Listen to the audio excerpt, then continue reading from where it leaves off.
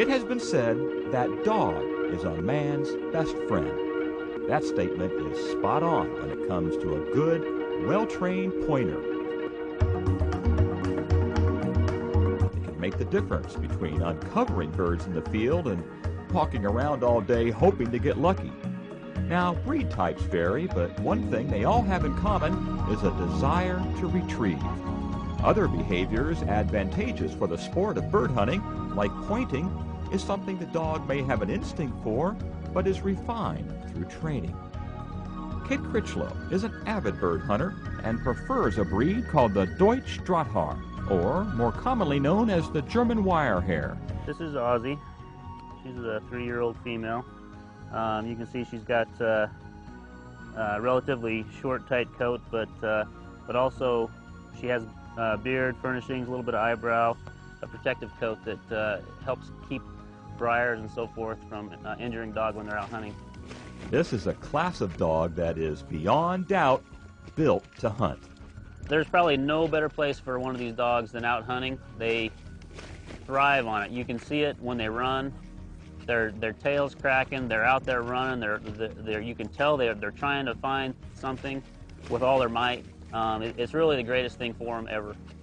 German wire hares are known as a versatile hunting breed, which means they can switch their trail tactics or their methods of finding birds depending on the conditions in the field.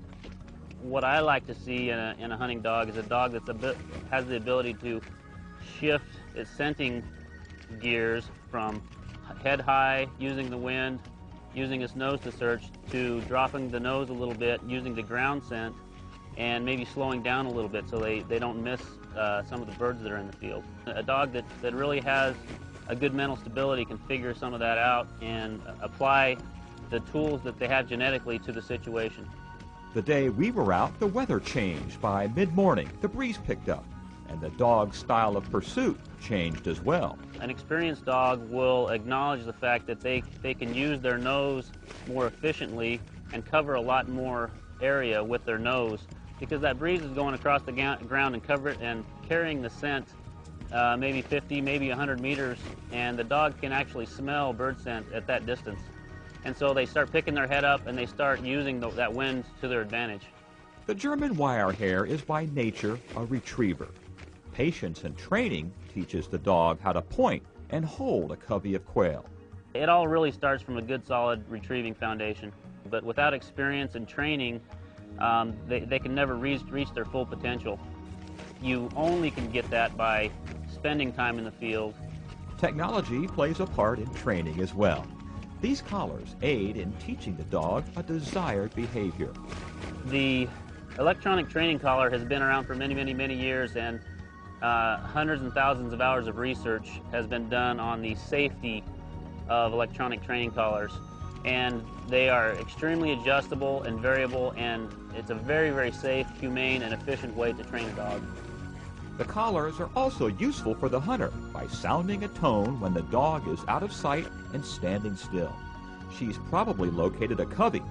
That tone is transmitted to this belt pack receiver, and Kit can find where she's at. Typically, if I'm walking and my dog's been out of sight for a while, I may stop and put my ear to the wind, so to speak, and listen, and the beeper collar will make a specific noise that my ear is tuned to, and then I know which direction the dog is, and I know that the dog is probably on point, because it won't start beeping until the dog stops and is pointing. These dogs love to get out in the field and hunt. You can see it in the way they run and range over the land. The best part is when they pick up a scent and move around to locate the birds. When a dog finally locates a covey, the most critical part of their training comes into play. It's called manners behind game. What you'll see is you'll see the dog potentially move their nose in the direction of the wind. They might staunch up for a second and then start moving slowly. Their body really tenses up, and that's when you know they're getting game scent and they're starting to get what's referred to as birdie. And you also may see them maybe start doing some circles. If there's some ground scent, maybe the bird's been running through, you'll see them circle, and they'll keep coming back to the same spot trying to figure out which direction the birds went. Kit prefers the dog to stay on point and not flush the birds until he's ready. These dogs hold statue still. Only the cropped tail twitches.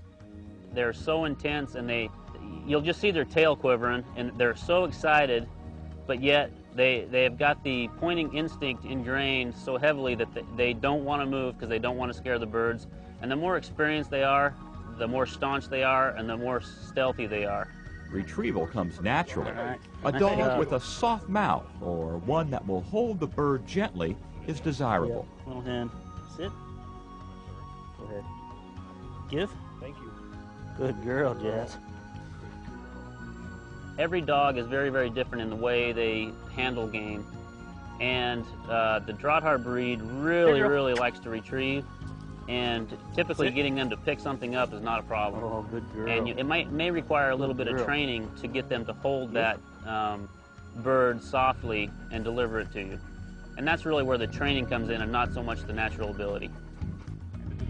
Developing a bond with a well-trained dog can be one of life's great experiences.